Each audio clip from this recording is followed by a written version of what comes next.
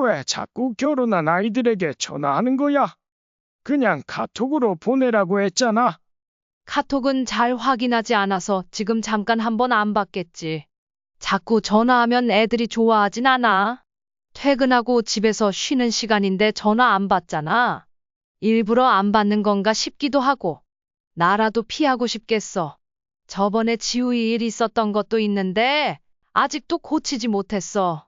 안 좋은 마음으로 하는 것도 아니고 걱정돼서 전화하는 건데 그렇게 싫어할까?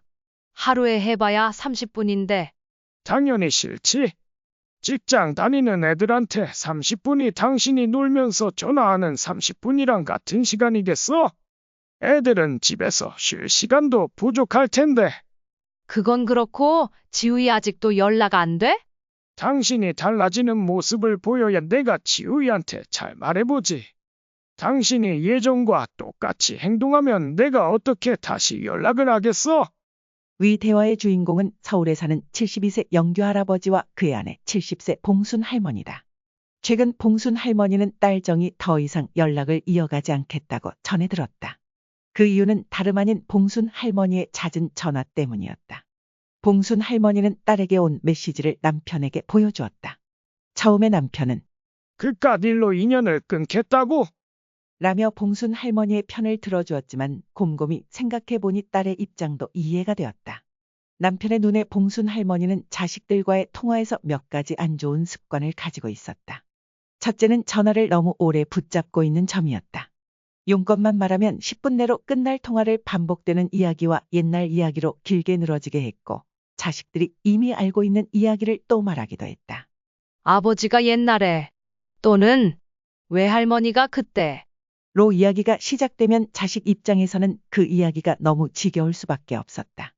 또한 과거에 속상했던 일이나 남에게 당했던 일들을 자식에게 이야기하며 지나치게 감정을 쏟아내기도 했다. 둘째는 항상 걱정과 잔소리를 곁들이는 점이었다. 자식들이 외식한다고 하면 집밥을 먹어라 라고 하고 집밥을 먹는다고 하면 뭘로 먹느냐? 며 마음에 안 드는 식으로 반응하곤 했다. 또 결혼한 딸에게는 이 옷을 입어라. 반찬을 잘 챙겨 먹어라. 아이를 잘 키워라. 대출이 얼마나 남았냐? 아껴 써라. 등의 말을 서슴지 않고 던졌다. 자식들의 입장을 존중하지 않는 태도를 보인 것이다. 셋째는 남의 험담을 너무 자주 하는 것이었다. 자식들 앞에서 남편의 험담을 하고 고모나 동네 사람들의 이야기를 하면서 자식들이 맞장구를 쳐주지 않으면 그게 또 서운했던 것이다. 긍정적인 이야기도 지나치게 들으면 피곤한데 부정적이고 기운 빠지는 이야기는 듣는 이에게 더 좋을 리가 없다. 옆집 아주머니가 어쩌고 내 오빠가 저랬다더라. 같은 말을 자주 늘어놓았다. 남편은 봉순 할머니에게 통화할 때마다 그러지 말라고 조언했지만 봉순 할머니는 별로 귀담아 듣지 않았다. 남편이 보기엔 봉순 할머니의 걱정이 지나칠 정도였다. 하지만 그에게도 이유가 있었다. 봉순 할머니는 5딸 중 첫째로 태어났다. 봉순 할머니의 부모님은 아들을 보지 못해 할아버지, 할머니로부터 구박을 받았고 봉순 할머니의 아버지는 이런 구박에 지쳐 집을 나가 노름에 빠졌다. 남은 구박은 모두 봉순 할머니의 어머니가 견뎌야 했고 그로 인해 봉순 할머니의 어머니는 항상 걱정뿐이었다. 오늘은 무슨 말을 들어야 하나? 자식들을 어떻게 보호해야 하나? 하는 걱정 속에서 살았다. 봉순 할머니도 어머니의 영향을 받아 어릴 적부터 걱정이 많아졌다. 봉순 씨는 동생들이 다치거나 어디 아프기라도 하면 지나치게 걱정하고 민감하게 반응했습니다. 그중 막내 동생은 자주 두통을 호소했는데 봉순 씨는 그런 막내를 특히 잘 돌봤습니다. 어느 날 아무도 막내의 아픔을 신경 쓰지 않자 봉순 씨는 돈을 챙겨 막내를 병원에 데려갔습니다. 그러나 불행히도 막내의 상태는 이미 심각했습니다. 봉순 씨는 이 사실을 어머니에게 알리고 급히 수술을 진행했으나 끝내 막내 동생은 세상을 떠났습니다. 봉순 씨와 어머니는 큰 슬픔에 빠져 한동안 아무것도 먹지 못했습니다. 봉순 씨는 더 일찍 동생을 병원에 데리고 가지 못한 것을 뼈저리게 후회했습니다. 시간이 지나 할아버지와 할머니가 돌아가시면서 봉순 씨의 어머니는 큰 땅과 재산을 물려받게 되었습니다. 봉순 씨의 아버지가 집을 떠나버려 집안의 유일한 남자로 남아있지 않았고 그동안 어머니가 구박을 견뎌온 것에 대한 미안함도 있어 할아버지와 할머니는 재산을 어머니에게 남겼습니다. 어릴 때부터 책임감이 강하고 동생들을 잘 돌봤던 봉순 씨에게 어머니는 받은 유산 대부분을 시집갈 때 물려주었습니다. 봉순 씨는 중매로 시집을 갔고 남편은 물려받은 재산이 거의 없었지만 봉순 씨가 가진 재산으로 집을 마련할 수 있었습니다. 남편은 비록 상속받은 것이 없었지만 성실히 일했습니다. 반면에 봉순 씨는 한 직장에서 오랫동안 일하기 어려운 성격이었습니다. 봉순 씨의 걱정이 많았던 성향은 일을 오래 하는 데에도 방해가 되었습니다. 그는 사람들의 시선을 지나치게 의식했으며 실수라도 한 날에는 며칠 동안 그 기억에서 벗어나지 못하곤 했습니다. 남편은 사람이 실수할 수도 있는 거야. 다음부터 안 하려고 노력하는 자세가 중요한 거지. 실수 안 하는 사람은 아무도 없어. 라고 말하곤 했지만 봉순 씨는 마음대로 잘 되지 않았습니다. 그렇게 봉순 씨는 아들과 딸을 낳고 집에서 가사와 육아를 맡게 되었습니다. 그러나 자식들이 태어나면서 봉순 씨의 걱정은 더욱 심해졌습니다. 자식들이 조금이라도 아프면 막내 동생을 잃었던 기억이 떠올라 더욱 예민하게 반응하곤 했습니다. 봉순 씨의 아들은 학교에서 자주 싸우고 돌아왔습니다. 봉순 씨는 아들을 때려도 보고 달래도 보았으나 고등학교에 들어가기 전까지 분기별로 문제를 일으켜 봉순 씨는 늘 학교를 찾아야 했습니다. 아들은 사춘기 이후로 말수가 줄어들었지만 딸은 성장하면서 봉순 씨와 대화를 자주 했습니다. 딸은 어릴 때부터 봉순 씨의 말을 잘 들었고 봉순 씨는 딸과의 대화에서 큰 기쁨을 느꼈습니다. 봉순 씨의 집은 항상 딸의 목소리로 가득 차 있었습니다. 세월이 흐르고 자식들이 성인이 되어 집을 떠났습니다. 아들이 먼저 출가했고 이어 딸도 집을 구해 나갔습니다. 자식들이 출가한 후 봉순 씨의 걱정은 더 커졌습니다. 밥은 잘 챙겨 먹는지 청소는 제대로 하고 있는지 궁금했습니다. 이때부터 봉순 씨는 자주 자식들에게 연락을 하기 시작했습니다. 결혼 전이었기에 자식들도 봉순 씨가 해다주는 반찬을 좋아하고 때때로 와서 청소를 도와주는 엄마를 반기곤 했습니다. 그러나 남편은 조금 우려했습니다. 애들이 독립했으면 이제 그냥 알아서 하게 놔둬야지. 자꾸 도와주면 당신도 모르게 아이들에게 바라는 게 생길 거야. 라고 조언했지만 봉순 씨는 그렇게 하지 않으면 스스로 찝찝해서 멈출 수가 없었습니다. 어느 주말 봉순 씨는 버스로 30분 거리에 사는 딸에게서 전화를 받았습니다. 엄마, 집에 바퀴벌레가 나왔는데 와서 좀 잡아줄 수 있어? 봉순 씨의 남편은 혼자 알아서 하게 두라. 고했지만 봉순 씨는 남편의 말을 들은 채도 하지 않고 택시까지 타고 가서 딸의 집에 바퀴벌레를 잡아주고 돌아왔습니다. 봉순 씨는 자식들이 결혼 전까지 부탁하는 일은 대부분 들어주었습니다. 아들이 회사에서 어느 정도 자리를 잡자 결혼을 하겠다고 했습니다. 이때 봉순 씨는 현재 살고 있는 집 한 채와 작은 오피스텔 한 채를 소유하고 있었습니다.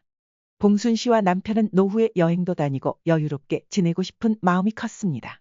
결혼 비용은 아들과 예비 며느리 측이 부담한다고 했지만 문제는 그 다음이었습니다.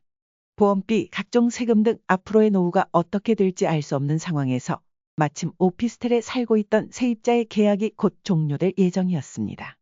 봉순 씨는 아들이 그 집에서 살기를 원했지만 집을 그냥 주기에는 딸에게도 미안한 마음이 있어 남편의 뜻에 따라 아들에게 전세금을 요구하기로 했습니다. 하지만 예비 며느리 측에서 전세금을 요구하는 것에 불만을 표시했고 아들은 회사와 너무 멀다고 회사 근처에 집을 구해주기를 바랐습니다. 결국 전세금을 받지 않고 오피스텔에서 살도록 했고 아들과 며느리는 이를 따랐습니다. 딸에게는 나중에 전세금이라도 마련해 집을 마련해 주겠다고 달랬습니다.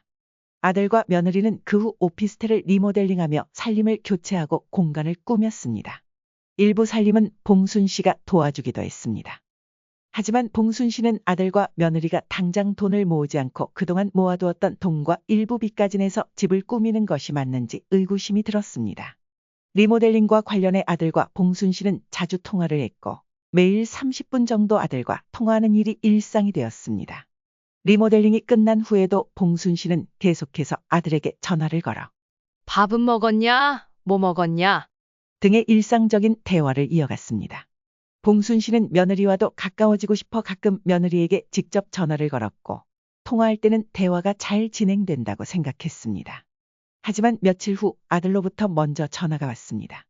평소에는 봉순 씨가 먼저 전화를 걸었기에 아들의 전화를 받고 내심 기뻤지만 아들은 다소 화가 난 듯한 목소리로 말했습니다.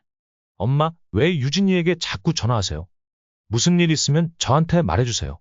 봉순 씨는 그냥 가깝게 지내고 싶어서 가끔 전화한 건데. 라고 답했지만 아들은 장모님이나 장인어른이 저한테 전화하면 불편하고 기분 좋지 않아요. 부재중 전화라도 찍혀 있으면 스트레스가 돼요. 요즘 누가 며느리에게 직접 전화하고 그래요. 저도 일 끝나면 쉬고 싶으니까 주말에만 전화해 주세요. 라고 말했습니다. 아들의 말을 들은 봉순 씨는 기분이 상했습니다. 옆에서 대화를 듣고 있던 남편도 좋은 말도 여러 번 들으면 피곤해. 자꾸 전화해서 부정적인 말이나 잔소리하지 말라니까. 라며 봉순 씨에게 조언했습니다. 봉순 씨는 속으로 오피스텔 들어갈 때는 그렇게 웃으면서 대하더니. 라는 생각이 들었지만 남편은 원래 사람은 다 그런 거야. 라며 말렸습니다. 이날 이후로 봉순 씨는 아들에게 연락하는 빈도를 줄이기로 했습니다. 대신 그만큼 딸에게 더 자주 연락하기 시작했습니다. 그러던 중 지인을 만나 자식들 이야기를 나누면서 언니, 그렇게 전화 많이 하면 자식들이 별로 안 좋아해. 라는 말을 들었습니다. 봉순 씨는 그래도 우리 딸은 아직 내 전화를 잘 받아주던데. 라며 아쉬운 마음을 내비쳤습니다.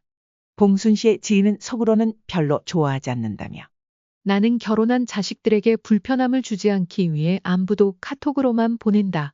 고했습니다. 이어 무소식이 희소식이라 결혼한 자녀는 멀리서 지켜보는 게 좋고 손자 손녀도 마찬가지로 보고 싶어도 먼 발치에서 보는 게 낫다. 고 조언했습니다. 아들이든 딸이든 각자의 삶을 존중하고 그냥 칭찬해 주는 것이 최선이라며 예전처럼 자꾸 연락하고 간섭하면 점점 피하고 심하면 연이 끊길 수도 있다. 고 덧붙였습니다. 봉순 씨는 아이들에게 걱정스러운 말을 많이 하지만 그들의 표정을 볼 수 없어 어떤 생각인지 알 수 없다. 고했습니다. 지인은 어른들이 나이가 들수록 지혜가 있어야 하는데 오히려 서운한 감정이 많아지고 고집이 세지는 것은 경계해야 한다며 연락도 자꾸 하다 보면 서운함만 쌓이게 된다. 고 조언했습니다. 하지만 봉순 씨는 이날 지인의 말을 깊이 새기지 않았습니다.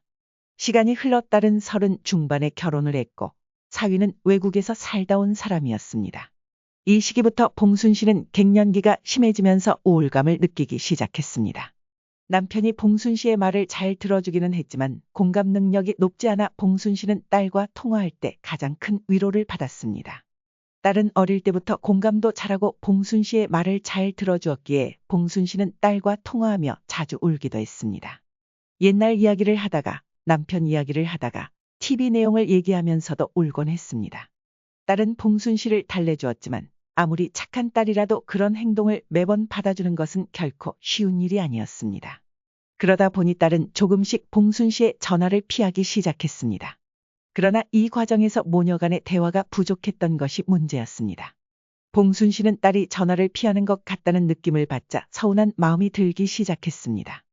딸이 결혼할 때 봉순 씨는 아들보다 더 신경을 썼습니다. 집은 사돈이 마련했지만 봉순 씨는 딸이 부족하지 않게 혼수를 지원했습니다. 봉순 씨는 아들과 딸의 결혼의 노후 자금의 상당 부분을 사용했습니다. 오피스텔이 있었지만 세입자가 없어 월세를 받지 못해 세금과 보험료 부담이 컸습니다. 이제 더 이상 경제적으로 자식들을 도와주기 어려운 상황이라는 사실을 자식들에게도 알렸습니다. 봉순 씨는 이 사실을 전하고 나니 자식들이 자신을 멀리하는 것 같아 더욱 외로움을 느꼈습니다. 봉순 씨가 남편에게 이러한 속마음을 털어놓자 남편은 그렇게 생각하면 병만 생겨. 그냥 잊어버려. 라며 조언했습니다. 하지만 봉순 씨는 딸에게 연락을 멈추지 않았습니다. 어느 날 봉순 씨는 평소처럼 딸에게 전화를 걸었는데 딸은 예민한 목소리로 답했습니다. 엄마, 왜 자꾸 전화를 하세요? 우리 시부모님은 한 달에 한 번 전화할까 말까 하시고 자기 인생 살기 바쁘세요. 엄마도 전화는 그만하고 뭐라도 해보세요. 운동이든 뭐든 하세요. 봉순 씨는 왜 나를 사돈과 비교하냐? 며 화를 내고 전화를 끊으려 했지만 딸은 봉순 씨가 전화를 끊은 줄 알고 사위와 대화를 시작했습니다. 봉순 씨는 통화 종료 버튼을 누르지 않은 상태로 딸의 대화를 듣게 되었습니다. 딸은 사위에게 전화가 와도 항상 내 선택에 반대하고 칭찬도 안 해준다. 엄마랑 통화하는 게 요즘 제일 스트레스. 라며 속마음을 털어놓았습니다. 봉순 씨는 처음 듣는 딸의 진심에 큰 충격을 받았습니다.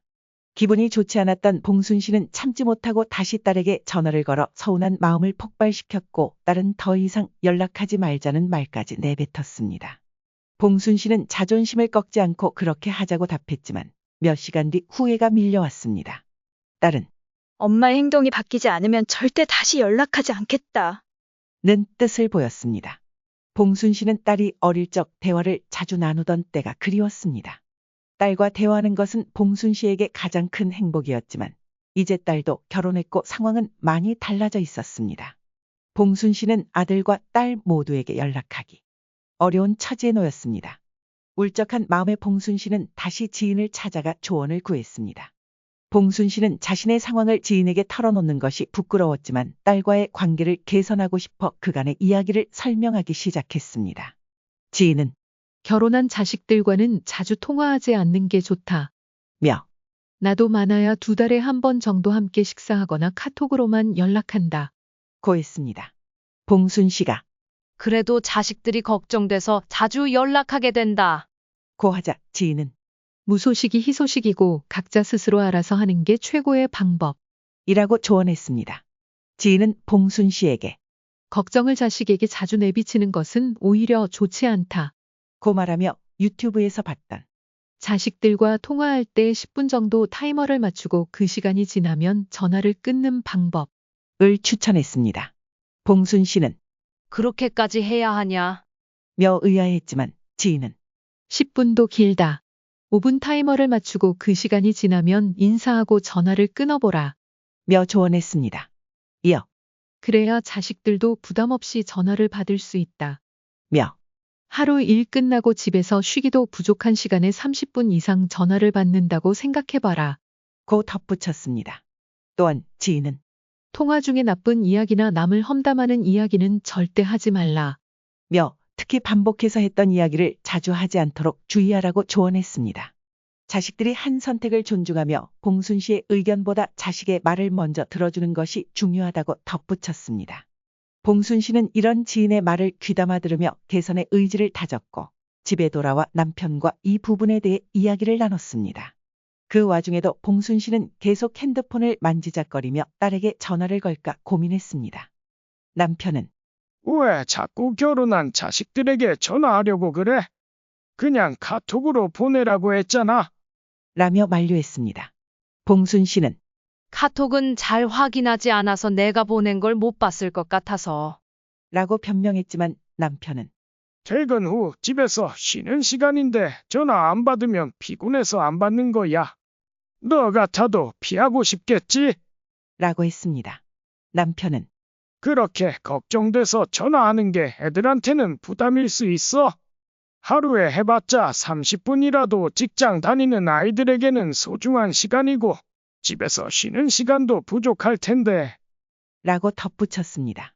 봉순 씨는 딸이 연락을 피하는 것 같아 남편에게 딸과의 관계를 개선할 방법을 상의했고 남편은 당신이 바뀌는 모습을 보여야 내가 지우이에게 잘 말해보지. 지금처럼 행동하면 내가 어떻게 설득하겠어? 라며 봉순 씨의 행동 변화를 권유했습니다. 다음 날 남편은 딸을 만나 식사를 마친 후 조용한 카페로 이동해 딸의 이야기를 조용히 경청했습니다. 딸은 엄마가 자꾸 자신에게 의지하기보다는 스스로의 삶을 살았으면 좋겠다. 며 굳이 자주 연락하지 않더라도 명절이나 특별한 날에 안부를 나누는 정도가 이상적. 이라고 말했습니다. 또 엄마가 함께 여행을 가자고 하셨을 때 솔직히 마음이 편치 않았다. 며 어릴 때부터 자주 다니지 않았던 만큼 이제 결혼한 후에는 특히 부담스럽다. 고 털어놓았습니다. 딸은 결혼 후에는 엄마의 기대를 맞춰주기가 어렵고 그게 큰 스트레스로 다가온다. 고 솔직하게 전했습니다. 남편은 딸에게 엄마에게 이런 점을 솔직하게 얘기해 보는 게 어떻겠냐? 고 제안했지만 딸은 엄마가 서운해할 뿐 소용없을 것. 이라며 거부감을 보였습니다. 남편은 딸에게 오늘 대화한 내용을 엄마에게 전해도 되겠냐? 며 허락을 구했고 딸은 그렇게 하라고 했습니다. 늦은 밤 귀가한 남편은 딸과의 대화 내용을 봉순 씨와 나누었고 봉순 씨는 지인과 딸의 말을 곰곰이 생각하며 처음으로 자신의 행동을 성찰하기 시작했습니다. 그는 노트를 꺼내 감정과 상대방의 감정을 적어보면서 자식들에게 어떻게 개선해 나갈지를 계획하기 시작했습니다. 며칠 후 봉순 씨는 딸에게 이번 주 주말에 잠깐 통화할 수 있니? 라고 카톡으로 물었고 하루 뒤 딸로부터 알겠다. 는 답을 받았습니다. 봉순 씨는 통화 전 심호흡을 하며 딸에게 전화를 걸었고 신호음이 울리는 동안 괜스레 긴장했습니다. 딸이 받지 않으면 좋겠다. 는 생각마저 들 정도로 떨리는 마음이었습니다. 딸이 전화를 받자 봉순 씨는 먼저 그동안 자신의 행동에 대해 사과했습니다. 말할 때마다 너의 입장에서 생각해보면 이런저런 감정이 들었을 것 같아. 라며 딸의 입장에서 이야기를 시작했습니다. 딸은 조용히 듣고 있었고 봉순 씨는 이어서 요즘 딸이 힘든 일이 없는지 물어보았습니다. 딸은 그런 질문을 해주는 엄마가 낯설었지만 자연스레 회사에서 어려운 점과 육아의 고충을 털어놓기 시작했습니다. 봉순 씨는 딸의 이야기를 들으며 자신이 늘 자신의 힘듦만을 알아달라고 했음을 깨달았습니다. 사실 딸도 그런 말을 들어주면서 자신도 힘든 점을 털어놓고 싶었던 것입니다. 봉순 씨는 딸에게 정말 잘하고 있다. 잘 견디고 있다. 라며 위로와 칭찬을 건넸고 전화 너머에서 약간 흐느끼는 딸의 소리가 들려왔습니다. 봉순 씨는 딸에게 용기를 주면서 주변에서 누가 이렇게 따뜻한 말을 해줄 수 있을까라는 생각이 들었습니다. 딸이 새로운 계획을 얘기했을 때도 봉순 씨는 그 태도를 존중하며 응원했습니다. 봉순 씨는 10분 타이머가 끝나자 딸에게 그만 쉬어라. 며 전화를 끊었습니다. 이번에는 딸과 통화를 짧게 마무리한 것에 뿌듯함을 느꼈고 옆에서 듣고 있던 남편도 봉순 씨를 격려했습니다. 이후 봉순 씨는 자신이 하고 싶은 일들을 적어나가기 시작했습니다. 텃밭 가꾸기, 자전거 타기, 동양화 배우기, 영어 공부 등 봉순 씨는 자신의 관심사를 새롭게 탐색하며 기대감에 부풀었습니다. 그 후 봉순 씨는 자신의 생활 습관을 조금씩 바꿔나가기 시작했습니다. 딸에게 받은 충격적인 피드백을 마음속에 깊이 새기고 지인의 조언을 떠올리며 새로운 삶을 계획하기로 결심했습니다. 봉순 씨는 일단 통화 습관부터 고치기 위해 딸과 아들에게 연락하는 횟수를 한 달에 한 번으로 제한하기로 했습니다. 또한 통화할 때 10분 타이머를 설정하여 딱 필요한 말만 하고 잔소리나 과거 이야기를 줄이는 연습을 시작했습니다. 몇 주 후 봉순 씨는 조심스럽게 딸에게 전화를 걸었습니다. 딸, 요즘은 어떻게 지내니? 엄마, 이제 전화가 한결 짧아졌네요? 딸은 봉순 씨의 달라진 태도를 느끼고 조금씩 마음의 문을 열기 시작했습니다. 봉순 씨는 딸의 이야기를 경청하며 조언보다는 고생이 많구나. 너 정말 잘하고 있어. 와 같은 응원의 말로 대화를 이어갔습니다. 딸은 어릴 적 엄마의 잔소리가 떠오르지 않는 통화에 놀라워하며 오랜만에 봉순 씨와 깊이 있는 이야기를 나누게 되었습니다. 봉순 씨는 우선 남편에게 자전거 타는 법을 배우기로 했습니다. 중고 거래로 자전거를 구매해 남편에게 자전거를 배우기 시작했습니다. 넘어져 다칠 위험이 있었기 때문에 남편은 조심스럽게 가르쳤고 몇 번의 시도 끝에 봉순 씨는 혼자 자전거를 탈 수 있게 되었습니다. 이 성취감은 봉순 씨에게 오랜만에 찾아온 기쁨이었고 이를 통해 다음엔 무엇을 배워볼까? 라는 고민이 들기 시작했습니다. 그 다음엔 동양화를 배우기로 결심한 봉순 씨는 필요한 재료들을 당근 마켓에서 구해와 유튜브 강의를 보며 그림을 그리기 시작했습니다. 봉순 씨의 눈에는 부족해 보일 수 있었지만 자신이 직접 완성한 작품이라는 것만으로도 뿌듯함을 느꼈습니다. 이 경험이 즐거워진 봉순 씨는 피아노도 배우기로 했습니다. 가까운 복지회관에서 피아노 강좌를 찾았고 조금씩 실력이 늘어가는 재미를 느끼며 꾸준히 수업에 참여했습니다. 딸과의 통화는 서로를 이해하는 시간이 되었고 아들과 며느리는 요즘 엄마가 바쁘신 것 같아요. 라며 먼저 연락을 하는 경우도 많아졌습니다. 봉순 씨는 스스로를 위해 삶의 우선순위를 바꾸는 것이 자식들을 위해서도 필요하다는 것을 깨달았습니다. 그녀는 딸에게 말했습니다. 엄마도 이제 내 말처럼 내 인생을 살아가려고 노력할게. 너희도 내 삶을 잘 살아가길 바란다. 딸은 그 말을 듣고 조용히 미소 지으며 답했습니다. 엄마, 진짜 많이 변하셨어요. 저도 엄마를 더 이해하려고 노력할게요.